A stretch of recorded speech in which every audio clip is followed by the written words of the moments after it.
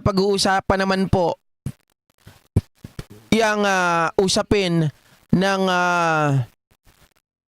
dating general manager ng PCSO, ay pag-usapan naman natin itong si General Manager Garma, na kung saan po ay napagtagpi-tagpi at natagpuan ang mga tagong yaman nitong si Garma na di umano ay nanggaling lahat sa PCSO at droga. Totoo kaya ito? Mga kababayan, pakinggan po natin yung video kung saan po ay nag-imbestiga rin itong sila Dan Fernandez.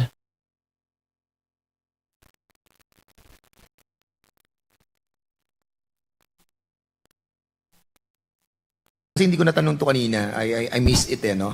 Doon po sa PSS SLI, sa Public Safety Savings and Loan Association, meron po ba kayong 20 million na cash deposit doon noong 2020 and 2021? Yes, Mr. Chair. May deposit po ako. 23 million na nakadeposit sa'yo doon? Yes, Mr. Chair. Or more than that? Nagtataka ako, no? Magkano ba ang tawag dito? Sahod ng isang pulis. 'Di ba? Hindi naman ganun kalaki. Mga kababayan, at ito masasabi ko sa buhay ng tao, kapag ikaw ay mahirap, sumasahod ka ng sabihin natin yung minimum per day, nagkakasya yan sa inyo or kulang pa. Pero hindi ganun kalaki ang kulang kasi habang maliit ang sahod mo, nagtitipid ka.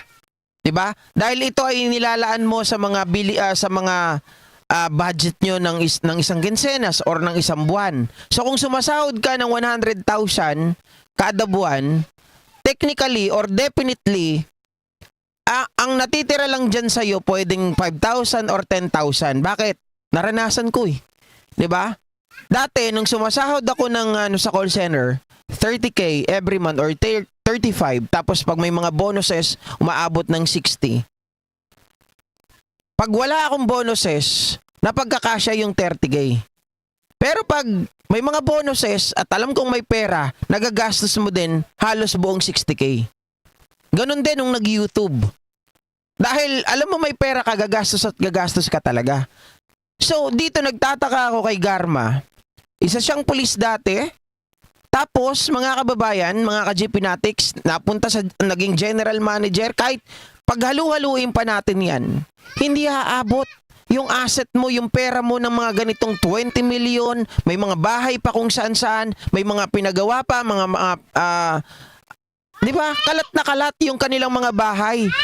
So abutin ba yun? Magkano lang naman daw ang sweldo ng general manager? Kailan lang ba siya naging general manager ng PCSO? From 2019 hanggang 2022. So that is 3 years only.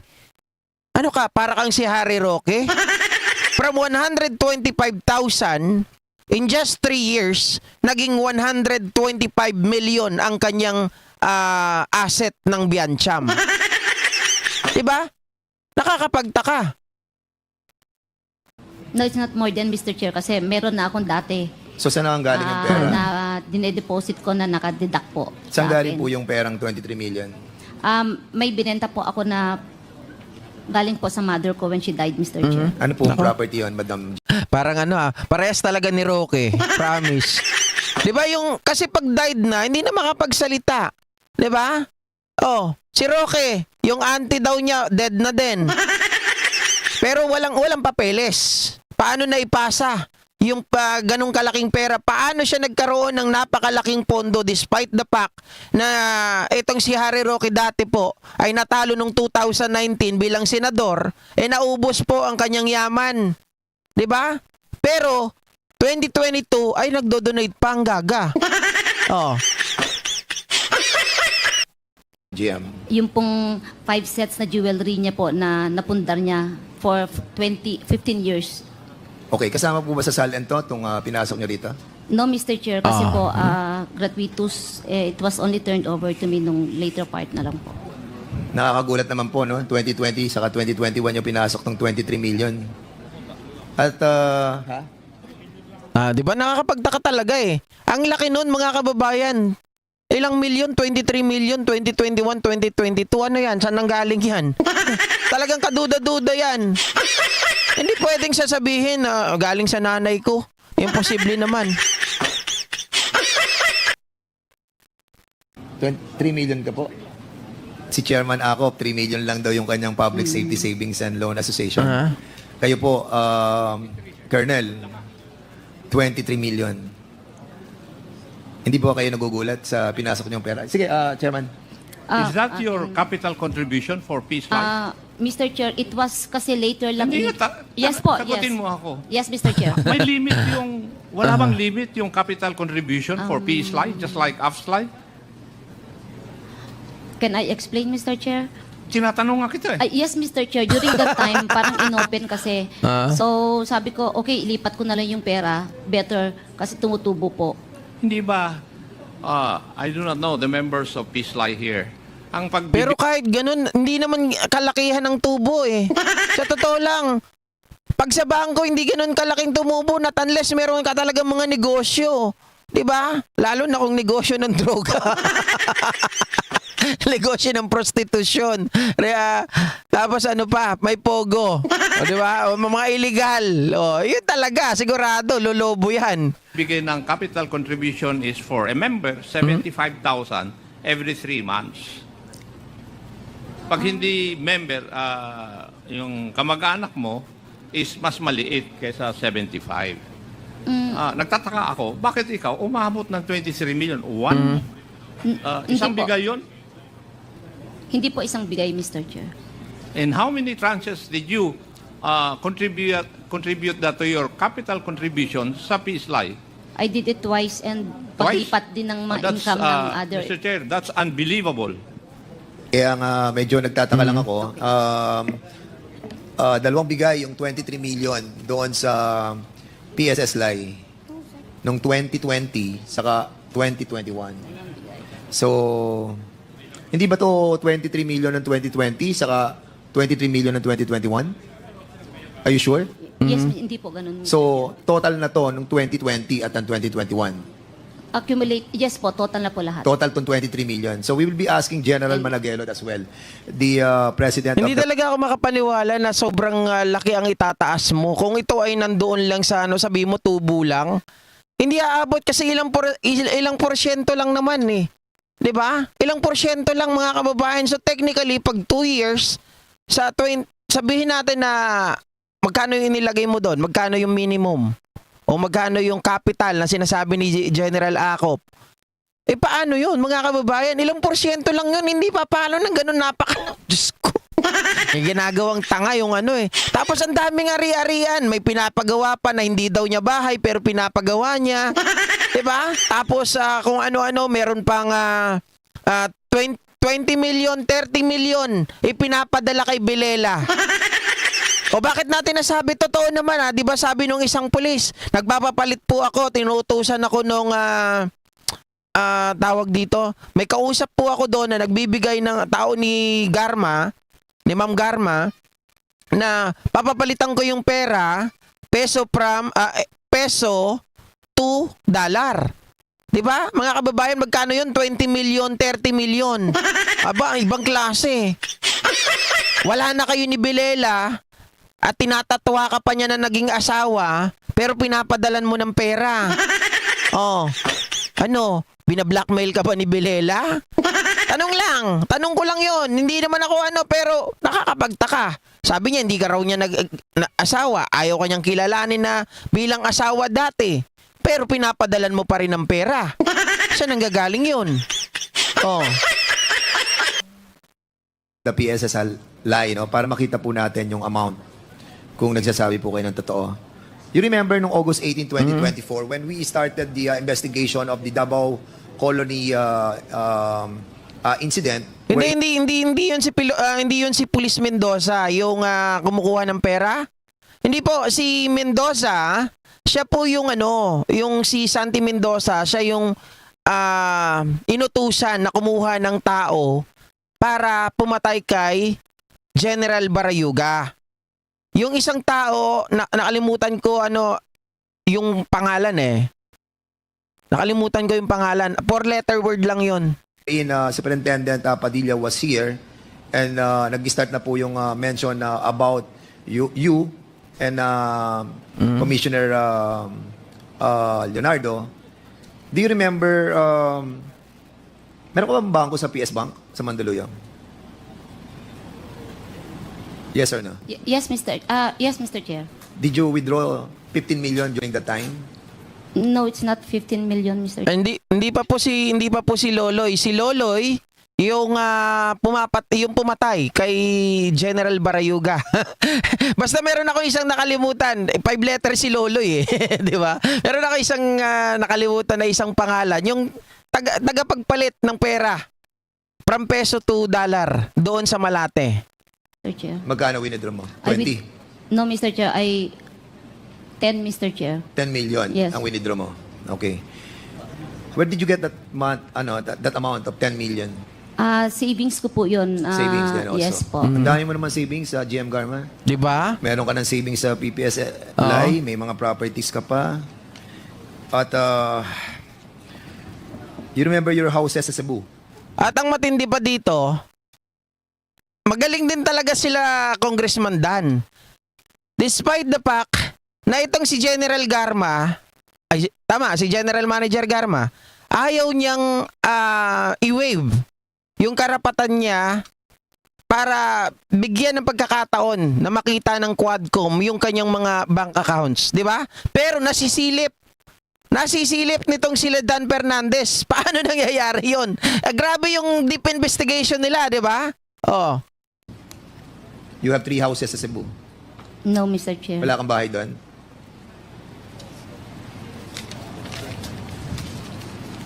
Tama, si Ubales. Mga kababayan, si Ubales po, hindi pala si Tox. Si Ubales yung inuutusan. Pero hindi, si Ubales pa lang yung kinukuhanan. Yung nagbibitbit ng pera, tapos meron pang isang pulis.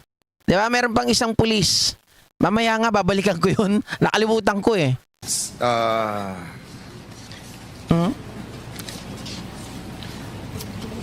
Wala kang bahay sa Central Visayas, sa Cebu City, sa Sitio Tupas? We will find out. Ayun, si Anuba, mga kababayan. Ayun, si Anuba. Di ba? Siya yung kumukuha siya yung nagpapapalit ng pera galing kay Ubales. Ngayon, alam na natin. Gagaling niyo talaga. Kaya idol ko kayo eh.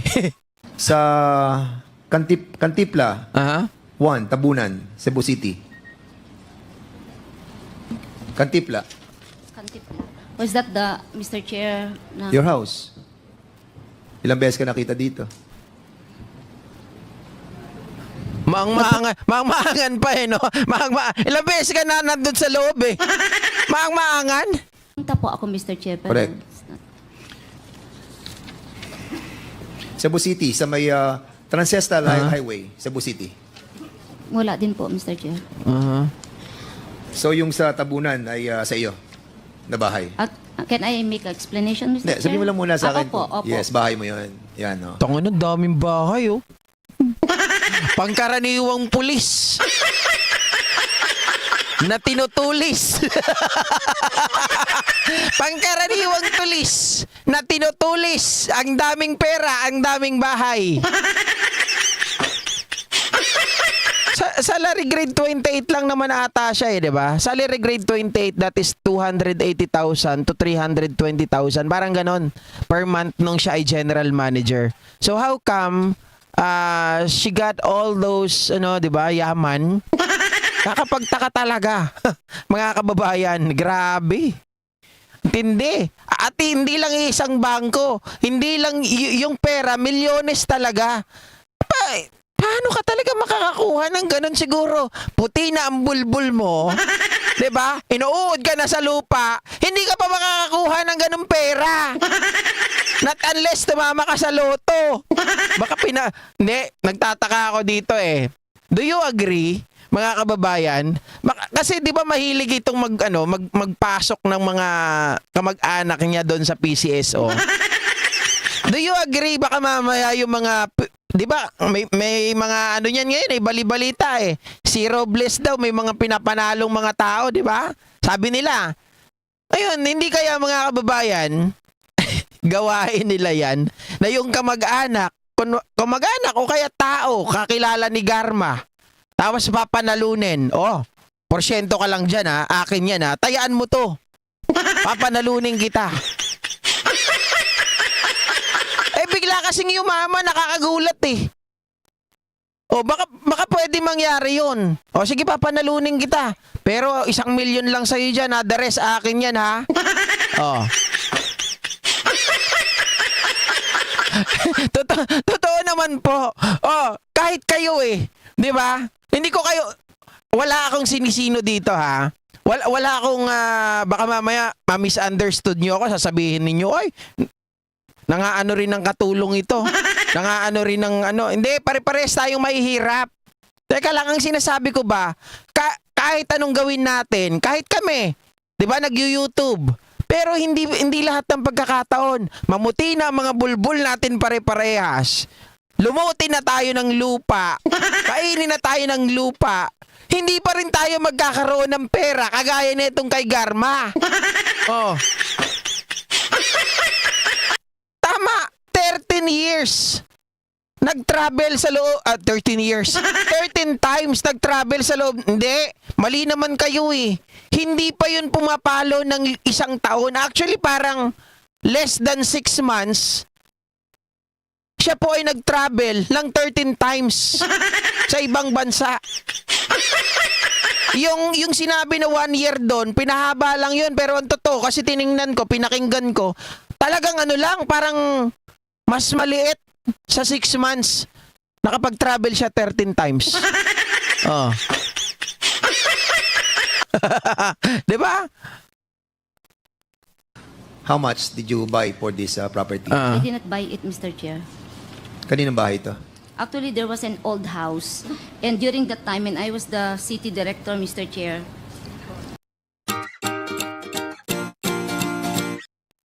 Paano nangyari yun? Sa'yo, pero hindi mo binili? Ay, Garma! Vex Vape. Lang yato, daming patalastas ah. Paano naging sa'yo kung hindi mo binili? I will explain. Sige, go ahead. If you will allow me, Mr. Chair, Yes. I will just get my notes. Okay. During that time, Mr. Chair, nag-establish kami ng detachment. Ang dami ko ma-agree. Sabi ko sa inyo eh. Ako nga, tatlong trabaho pa. Siyempre, hindi naman may kukumpara yung trabaho ko kay Garma. Dahil yung sa akin noon, nagtrabaho ko 3 trabaho sabay-sabay. Dahil nga may anak ako eh, maliliit. Oh, sabay-sabay. Halos din ako natutulog ng bahay. Uuwi lang ako doon, maliligo. Layas ulit.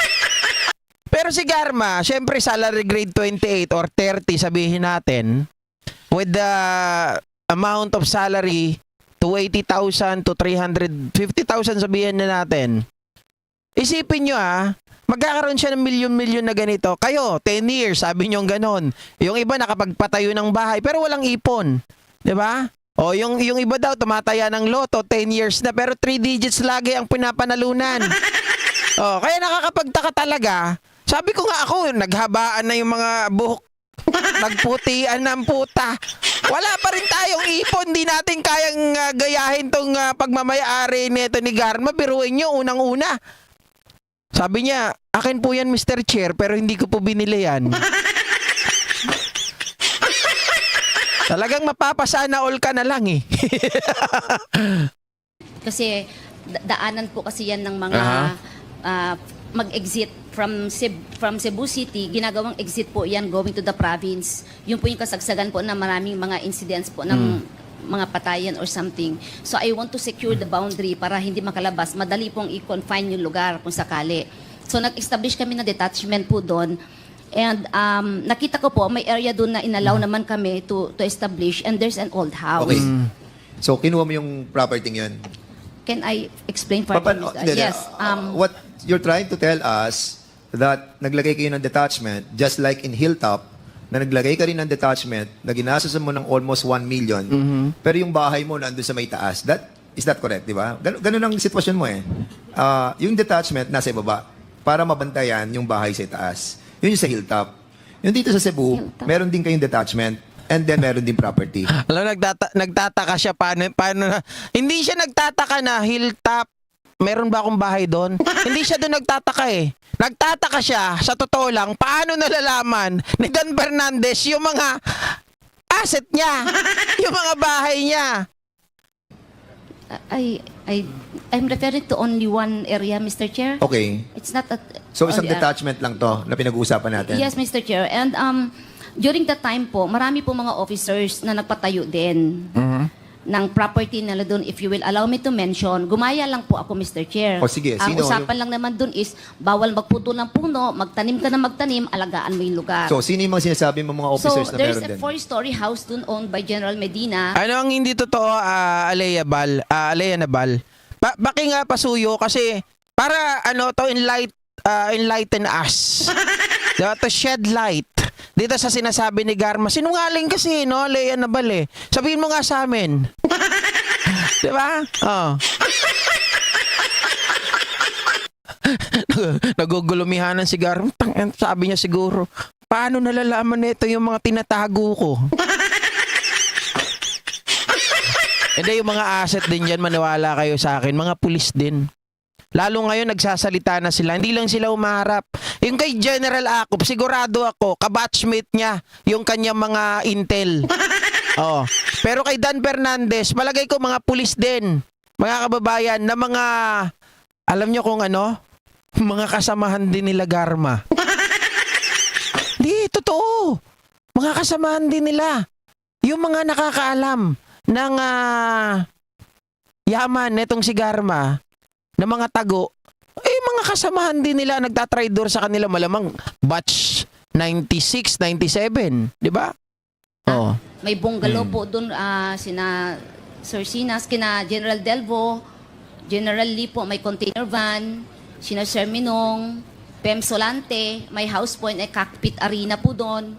Meron din pong foundation lang po na hindi natapos, owned by 2 generals and other police officers po. Can you submit that copy of those personalities that you have mentioned? Yes, Mr. Chair. I want to see all those personalities that you have mentioned to us.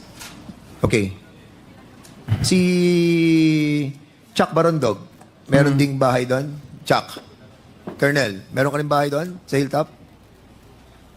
Thank you, ma'am. Sir, Meron ka rin bahay? Yes or no? no, sir. Wala kang bahay doon? Kay ni Ibon? Nung una talaga, alam nyo, nung narinig ko yung hilltop na yan, akala ko kung saan yan. Akala ko dito lang sa Quezon City. May hilltop kasi dito eh. May hilltop din doon. Yung pala, ibang hilltop pala sinasabi nito. Sabi ni Sir Tony, eto na lang mga ka-GP, ala pa akong nakitang nagtatrabaho sa gobyerno dito sa Bulacan na yumaman. Maliban na lang kung ang mga magulang nila ay may mga negosyong pumatok tulad ng restaurant. Di ba? At totoo yan, Sir Tony. Talagang kahit magtrabaho ka ng sobra-sobra pag wala kang negosyong pumatok, hindi ka po yayaman ng ganon. Pero itong si Garma, in just a span of 3 years ata, or 4 years na ngayon. Diba? Kasi from 2009, 5 years pala. Kaso umalis siya 2022 eh. 19, 20, 21, 22. Mga kababayan. Oh. Opo. Akala ko nga po, Ma'am Marilu, ay dito lang sa Quezon City. Kasi meron po ako diyang alam na hilltop. Yun pala. Sabi ko, saan ba hilltop? Research naman ako. Ay, putya, Cebu pala to. Di ba? Oh. Si Batang Chupot, meron daw flat top chocolate candy. Mimi, shout out. Si Lanlan, hindi ko na nakikita si Lanlan. Hoy, Lanlan! Nasaan ka na? No, sir. Sa Hilltop? In Cantinflas, sir, no, sir. Speak louder. Sir, no, negative, sir. Wala kayong bahay doon, ha? Wala, sir. Grialdo, Hector. Asa si Hector Grialdo?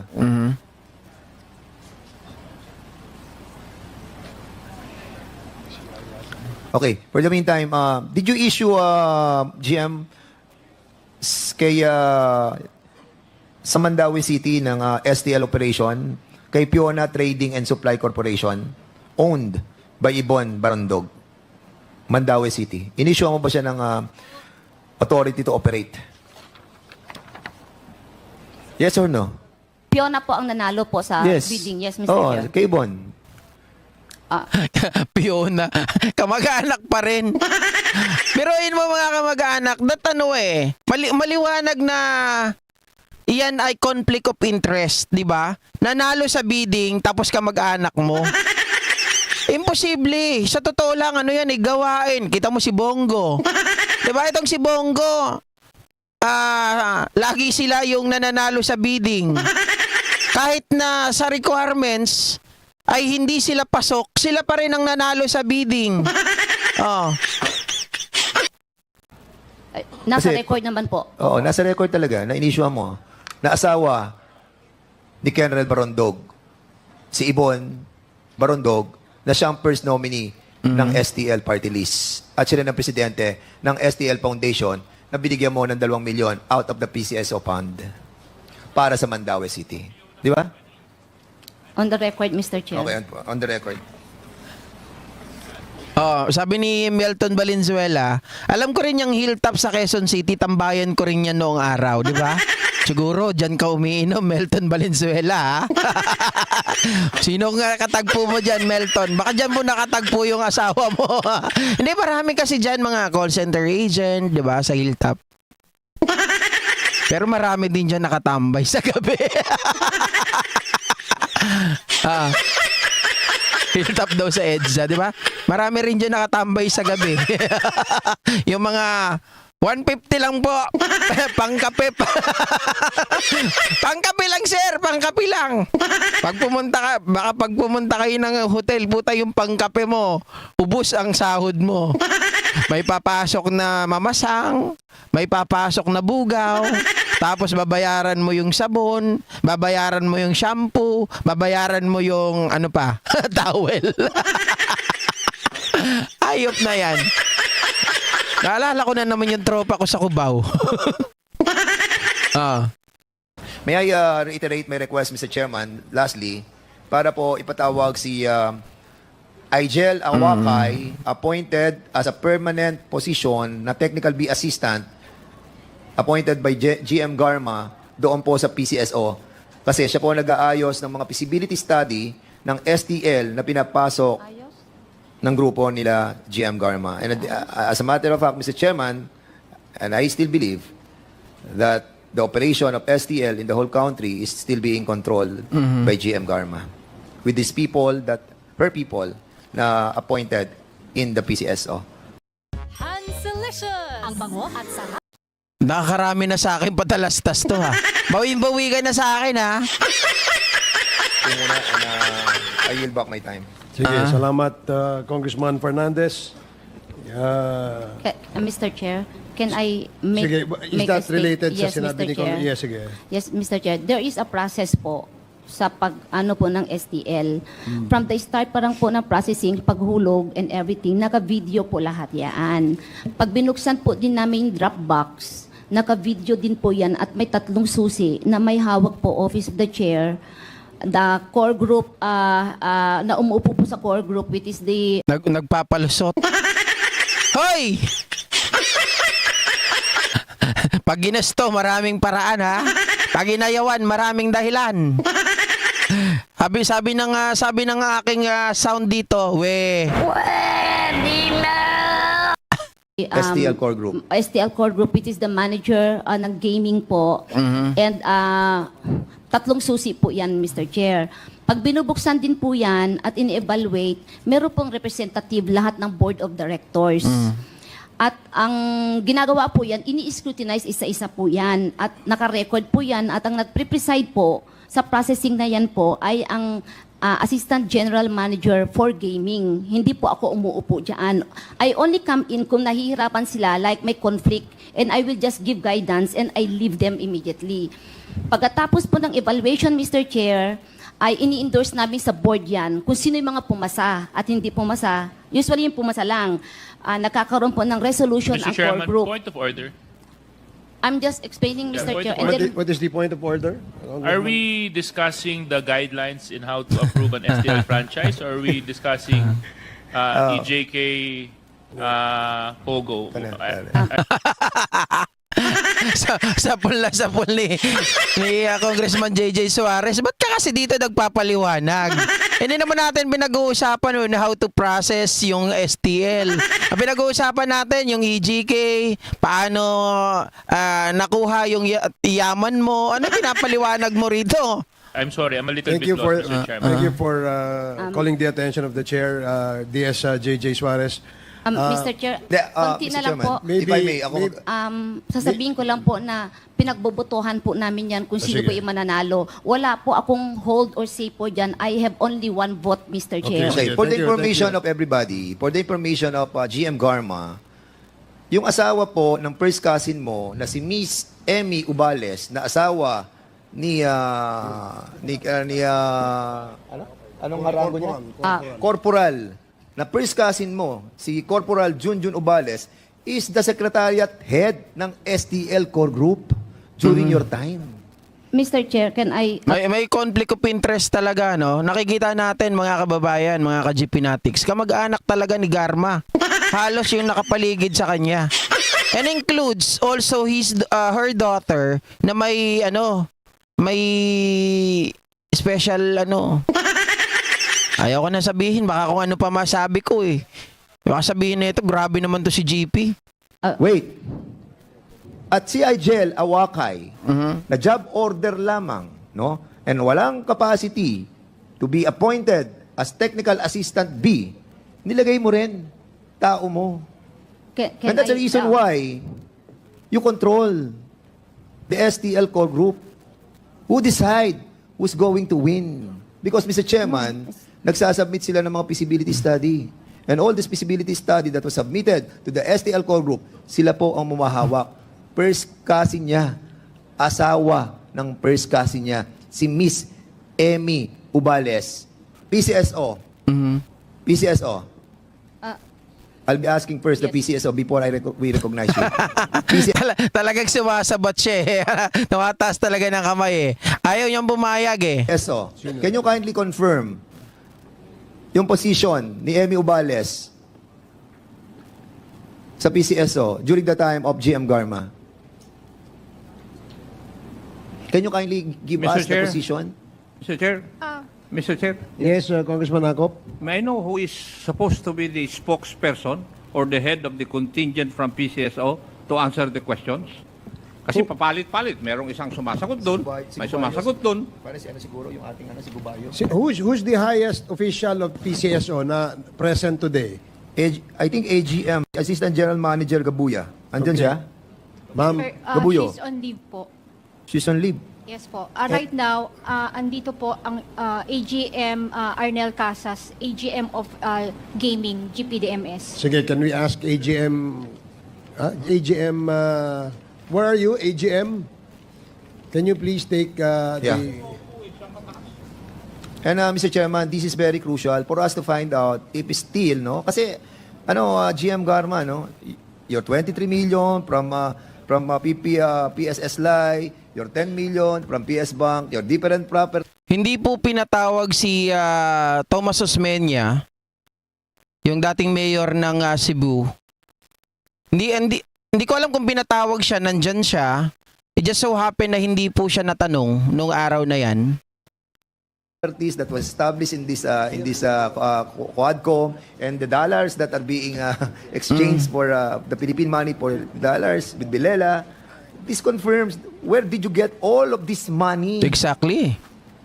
May tatanong pa nga ako sa iyo eh. Kung meron kang share sa Wakwak 80 million per share, meron ka ba? Nako, mga kababayan, ayan na yung sinasabi ko sa inyo eh. 'Di ba? Ang tindi talaga. Hindi ko, parang kung susumahin mo ito, aabot po ng halos 1 billion ang pera nitong si former General Manager Garma. 'Di ba? 1 billion pesos. So, magtataka ka na lang. Sabi ko nga po sa inyo, kahit siguro ang pinakamadaling pera sa atin, ano? Yung iba, sabi nila, ang pinakamadaling pera daw, yung legal. Hindi illegal pag-usapan natin yung legal. Ang pinakamabilis na magkakapera ka, hindi ko alam kung legal to sa mga babae, pero sa mga lalaki, mag-adonis ka daw. Sasayaw ka lang, mga kababayan, 'di ba? Meron ka ng pinakamalaki daw nakita sa isang araw, 100,000 eh. Oh. Kung i-multiply natin, sabihin natin na 100,000, calculator nga please. Ayan, calculator. O sasabihin natin 100,000 every day. Every day Tapos times 30 natin. Oh, 3 million. 3 million. Tapos mga kababayan, ita-times mo pa yan sa 12 months. 'Di ba? Oh, 3 million times 12. Oh, 36 million. Yun daw yung pinakamabilis na pagkakakitaan legal. Magsasayaw ka lang, Adonis. 'Di ba? Oh, callboy, tama. Callboy. 36,000 pero hindi pa yun sigurado kasi hindi ka naman makaka 100,000 per night eh. Merong mababa, 30,000 daw pinakamababa, 'di ba? So maximum na yung 36 million sa isang taon. Sa babae naman, sorry, pero gagamitin ko lang muna itong term na ito. Puta, kahit magasgas na yung pukengkay nyo, gabi-gabi, kahit ilan pa yung customer nyo, hindi po aabot. Diba? Kahit nasabihin natin, kayo na ang pinakamaganda, pinaka-sexy, at pinaka-demand, sabihin natin, pinaka-in-demand na babae. Sabihin natin, nakakasampu kayo sa isang gabi na customer. O extra service, sabihin natin, para social naman. 'Di ba? O yung mga sabihin na lang, ano ba tawag doon sa mga babae na inilalabas ng mga politiko? 'Di ba? O sabihin natin ang bayad sa kanila mga kababayan 200,000 per night. O pero hindi naman palaging ganun eh. Pero hindi pa rin naaabot talaga yung pera mo ng bilyon kagaya po ni Garma. So magtataka ka talaga. Oh, sabi ni Bay Natulig, minsan nga daw hindi, pinag-uusapan natin yung usapan namang matino. O escort. Escort service, 'di ba? O pinakamalaki magkano sa escort service? Kung halimbawa congressman yung kanilang kasama. 'Di ba? O 100,000 per night, mga kababayan. Ay, ganun pa rin. 36 million sa isang taon. 3 years, magkano lang yan? Oh, times 3 pa natin yung 36 million. Oh. So, that is 108,000. Pero syempre, gumagastos ka araw-araw. Diba, malaki din ang luho mo. Gumagastos ka ng cellphone mo. Oh, baka may jowa ka pang ginagastosan din na magastos. Maluho. Si beli ko mo niyan. 'Di ba?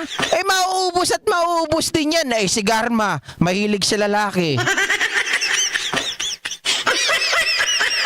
Nadulas lang. Nadulas lang. 'Di ba? Oh. dapat daw ducks kapag pag macho dancer. Hindi talaga aabot ng bilyon. Etong si Garma, grabe, ang daming bahay, ang daming ari-arian, ang daming bangko, ang daming share sa mga negosyo. Nagpapadala pa ng pera, 20 million, 30 million doon kay dati niyang asawa, kay Belela. Hindi, yung detalye ng kay Garma, ibang usapan naman yan. Nag-focus kasi tayo nung nakaraan dito kay Garma sa pagpatay kay Wesley Barayoga. Sa susunod, sa Cebu, pag napunta tayo ng Cebu, kay Osmeña naman, kay Mayor Osmeña. Diba? Sabi ni Carlos C., Ah, 'di ba? Parang ano, babae, kuratsa, babaeng walang pahinga. Oh, 10 araw-araw na lalaki.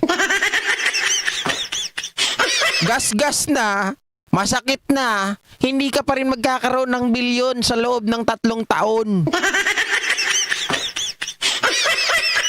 Di ba? Oh. Reyna Jingona, shoutout. Si Digong nga, sabi ni Kap ninyo, sabihin na natin 120k per night. Diba? Hindi, si Coracha yun. Hindi yun si Ligaya. Nanonood ako nun eh. Rosana Roses. Iba naman yan, sige, Ligaya ang itawag mo sa akin, iba naman yan. Si Coracha po yun, ang babaeng walang pahinga.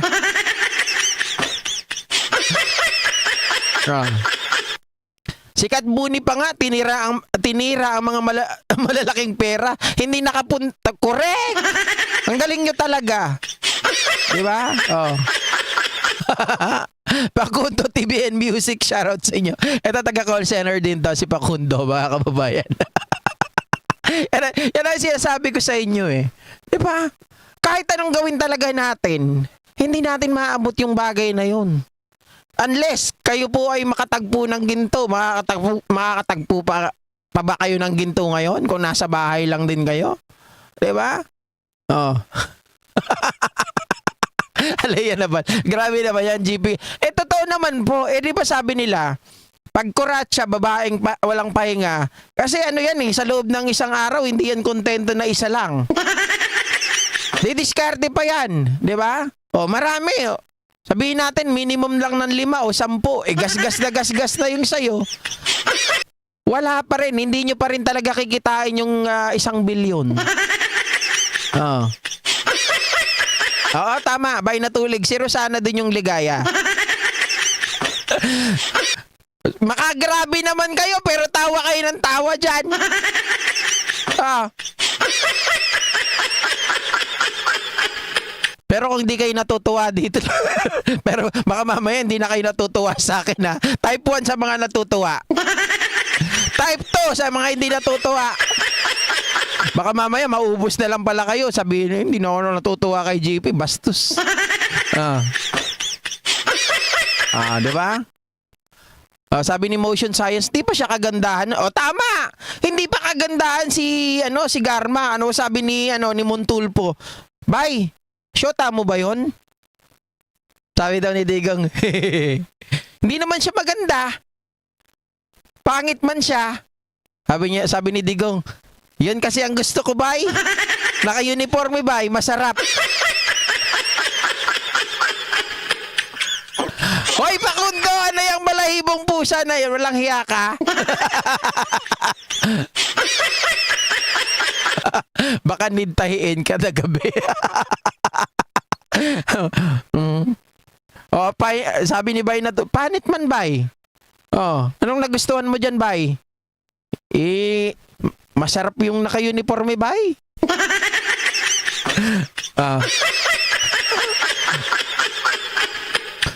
Grabe to. Yan ang sinasabi ko sa inyo. Inahanap nyo ako, tapos ngayon, grabe ako, sobra ako.